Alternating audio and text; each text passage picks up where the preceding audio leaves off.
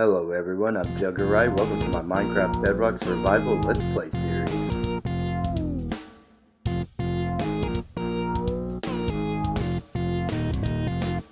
Hello everyone, I hope you're having a great day. Just enjoying the Minecraft weather here. Today we are going to work on a cactus farm. We've had the little one piece of sand over by the base that we've been using forever. But we are going to do some terraforming right here, and this is where our cactus farm is going to be. I'm going to show you how easy it is to set one up, and ours isn't going to be very big, but it's going to be sufficient for all of our needs, and I will explain to you how you can make it as big and expand on it as much as you would like in your world based upon your needs. Alright, I've done some terraforming as you can see, and I've marked some spots out with some torches here, kind of signifying our boundaries, as a lot of terraforming. So the torches here are going to signify where our walls are going to go, and we're going to keep it with the same vibes as we have for the rest of our farms with the oak. We are going to try and make it look a little more appealing so it's not quite so boring, but as you can see, I've got a width of 9 across here, and that's because straight down in front of us down there is where the collection area is going to be, and we have 8 going this way to our front wall because that is what the water is going to travel down before we have to do our little trench right there where that torch just was. So we're going to go ahead and build this up, and we're going to build it up high enough that it's going to be at the top above where our cactuses can break. That way any cactuses that get harvested, which will be automatically done, will come down into the water streams that we're going to create and get funneled down right here into a little collection area for us. So now that we've got our outline, we can place our cactuses. It needs to be one in off the back wall there, and I didn't mean to, and it needs to be one up in the air so the water can flow underneath it. So cactuses can't be planted beside each other, so you have to have a space in between each one. And this is another reason why I went with 9 across instead of just 8, because it allows for a gap between the cactuses and the walls on each side, and everything fits in a nice little condensed area. You don't have to worry about how they're rotated or anything. Okay, so I've built the walls up and I've got all the platforms in. The next step is to come through on all of your floating planks and place your sand just like this, because you have to have the sand to grow the cactus. Now it can be the red sand or the regular sand, that doesn't matter. This is what we have because we haven't found the Badlands, and so this is what we're using. So now we're ready. We can come back and place all of our cactuses on top of all of these, and then they're ready to grow. That part is done, so all we have to do is set them to be harvested and get our collection system set up, which should be fairly easy. Now you can use any kind of block you would like for this. I'm using glass panes simply because they will be less noticeable, and what you need is you need it in the air above between the two cactuses. So see how that one's in between those two, and we'll have to do this on every single one because the cactus can't share a space with something beside it, so when it grows it'll automatically harvest it, and so that's kind of why we do this. And I'm gonna get it in between every single cactus set of cactuses here. You can do it any way you please, really. This is just how I'm doing it. And like I said, you can use any kind of block or whatever, as long as it's a block above the cactuses and it's in between the cactuses, so that when they grow right beside it, causing them to break and go down into your water stream. That's what you're looking for. And it's actually pretty simple to make these farms, and you can actually take this up as many layers high as you want.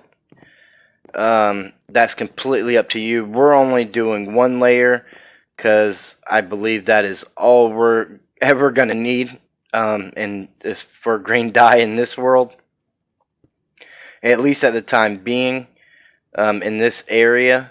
So if a need ever arises where we need to expand or whatever the case may be, we can always do that very simply, which I will explain. Other than the stacking up, there are other ways to do it as well. And after we kind of get more of the collection system in place, I'll explain that to you a little bit better. Right now, I just want you to kind of see the process here on how I do this. That way, with the panes, it's kind of tricky because you got to get right on that edge, and you always have to make sure you break the one above the cactus, just directly above it. Don't leave that one there.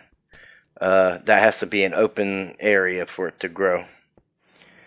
Now, once you have that all complete, your farm will start producing. Cactuses grow pretty slow. Not as slow as dripstone, but they grow pretty slow. So, I would suggest getting all your cactuses in place before you even worry about your water streams and everything. Just that way you're not having to fight them. And we can just go ahead and bring this right across here. Oops, fell down in a little hole there. And we're going to leave one spot right here at the end because this is where our collection area is going to be. So we need our hopper and our chest. But first we need to dig this out. And we need to go down one more so that the hopper is below the water level. And I need the chest. Alright, so first of all, get your chest in like so. I'm using a double chest. You can use whatever you want. Get the hopper going into that chest, and then we're going to need an upside down staircase above the chest to be able to access it. I'm going to trim this back. I'll probably trim more of it back too, just because. But we're right above our vine farm, so everything is kind of layering out in this area. This is we're gonna start working on tying our farming areas together around the storage building and the sheep farm and all that. So once you got this in place, you can see pretty much our water canal is these actually need to come down a level. Our water canal is I was gonna say ready to go, but we really need to bring the oak planks down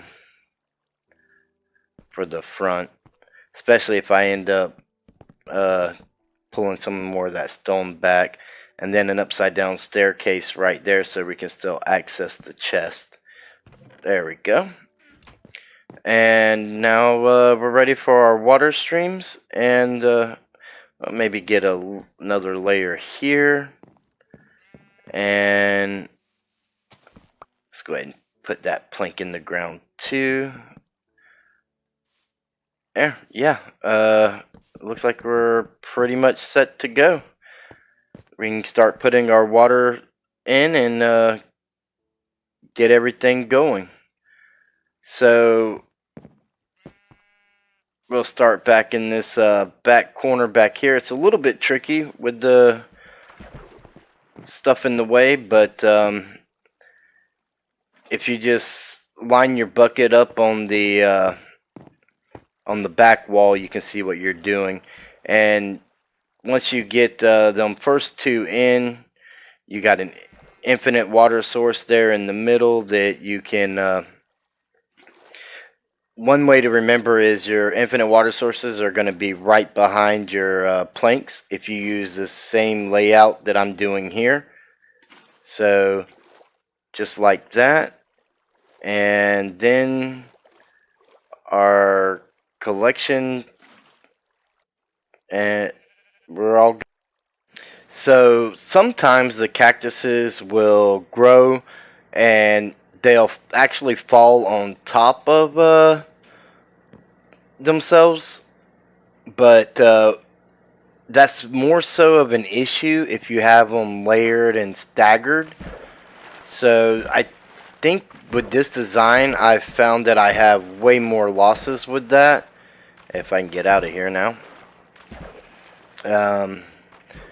Let's come down to this end, and you can see the water stream comes right down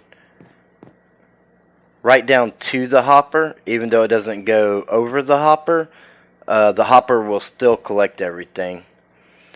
And we can make this look a little bit better. I've done all kinds of different designs. Your building blocks can be whatever you want. You don't have to use planks under the sand even. This is just to fit the vibe of this area. I've done mine in glass domes and all kinds of different things. Now let's work on making this thing look a little bit better. We'll get some spruce fences and bring them right down there and right down here. And actually, maybe we can just run them right on across the front here. And that little bit, yeah, I think that little bit makes a big difference. It doesn't look quite so plain. And I mean, that's really all there is to it. This thing will run while we're in the area. The cactuses will be working on their growing time. And when we're ready, we can come collect. We don't have to do anything to this at all. I would love for you to see it work, but I think it's like 18 minutes for a cactus to grow. So my time might be off on that, but it's a while, and I don't know if I'm gonna be able to catch it on camera or not, but it definitely works.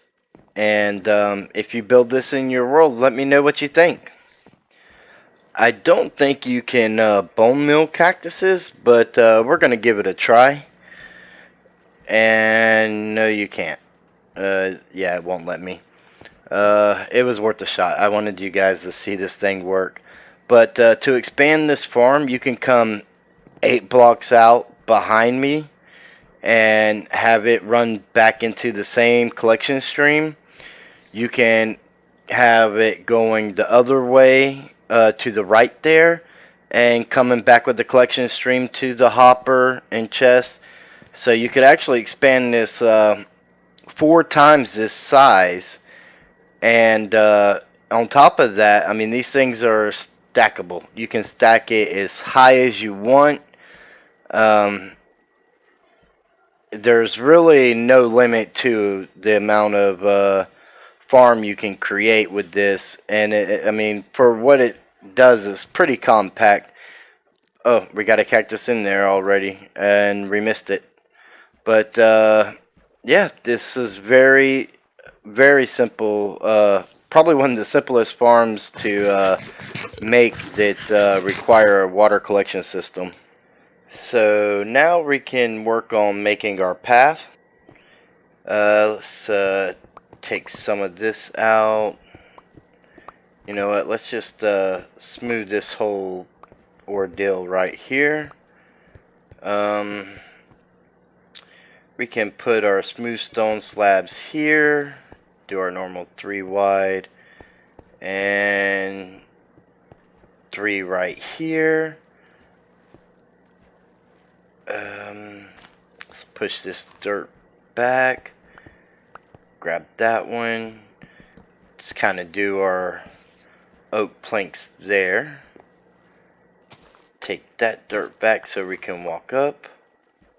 Couple more oak planks there.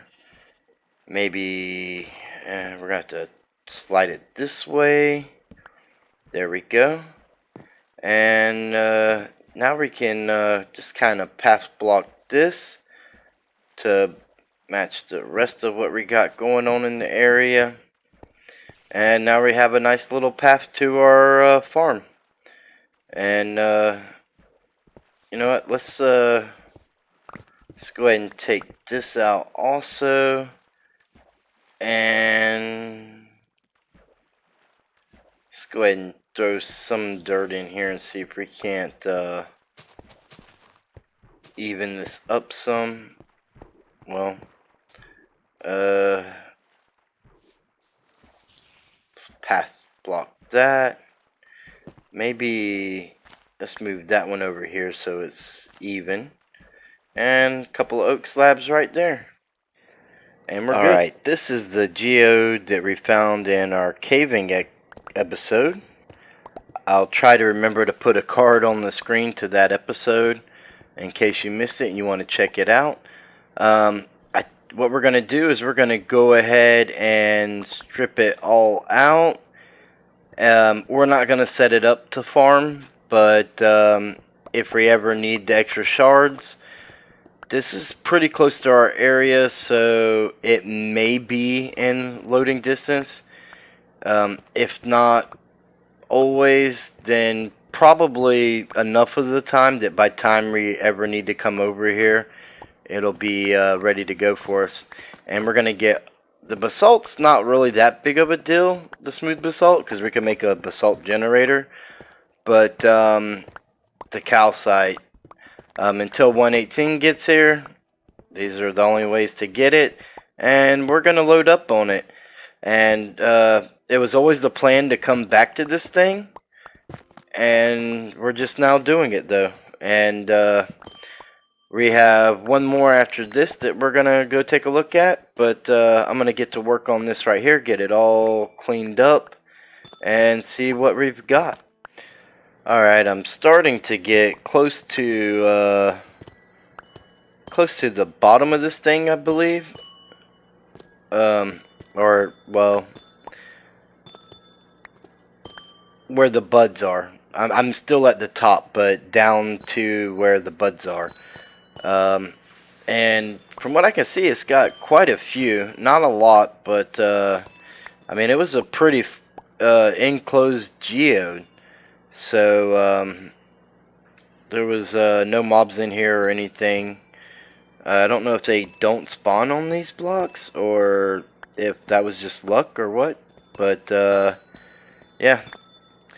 When you're cleaning these things out, be real careful not to break those buds.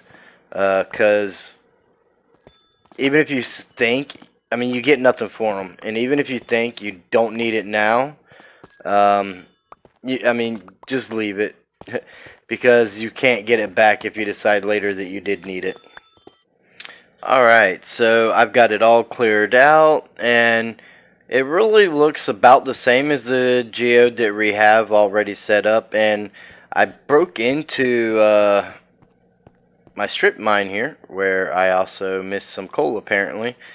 So I must have went right by it. Like, it must have, the smooth basalt must have blended right in with the deep slate, or yeah, the deep slate that was there. So that's kind of crazy that I found it through caving when the bottom of it was right through the strip mine, where I had to have gone through prior to the caving episode. So that's interesting. So I'm going to clean up all these ores that have been sitting around the base for quite some time now, and I normally don't leave these things laying around, but I did it just kind of to see if anybody would say anything about it, honestly. And nobody's ever said anything, but I think it's time to get it taken care of and just kind of redo the stone here. I'll throw a torch in there and leave it a little hollow. As long as it's lit up, it'll be fine. Just put some stone back and close it off and kind of get like a little bit of the cliffside fill back in here a little bit. And yeah, I'm going to get this coal right here too. While I'm here at the storage building, I kind of wanted to give you guys an idea of what all's going on in here. I mean, this is our world and you never really see it. And so the things that are not stored here, I'm throwing back into the shulker box over here. Flint actually has a home. That stuff goes in the house. And let's get this coal converted over as well. But I really wanted to show you guys the setups we have here. We got like mob drops here. So I can throw the rotten flesh in there. The bones in here. Half of these bones, only half of them came from the skeleton farm. And the rest of them just from skeletons in the area, surprisingly enough, and in the caves and whatnot that we've collected. But we got a full chest full of deep slate and part of another chest. I had went and gathered more because our stronghold base is using a lot of it. We're back to 2 chests of cobble, and I don't think this is smooth basalt here. That chest was empty. No regular basalt. Okay. So where did I put the smooth basalt with the calcite? But yeah, we got dripstone blocks and dripstone, and we have some of our nether stuff situated in here. I've got that chest full of eggs from the egg farm. We've got our glass chest and everything. Just pretty much try to bring everything that we have more than a couple of, and if there was room, try to fit it in a spot that made sense. And here's where this goes, and then these go over here. Oops, right there. Yeah, I just wanted you guys to see how our storage building was doing. You guys never get to see this, and I just thought it would be kind of cool for y'all to know what's going on. So all the stuff that needs to be smelted down, sometimes I do it down where the blast furnaces are if I'm still going to be, mining materials or whatnot. But if not, I just bring it up here and it'll run in the furnaces while I'm doing whatever. And actually, I think the saplings, I think there might be a chest for the saplings in the storage building.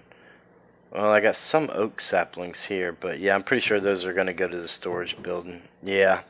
So, we don't have room in our food spot for carrots. We've got plenty of food in here.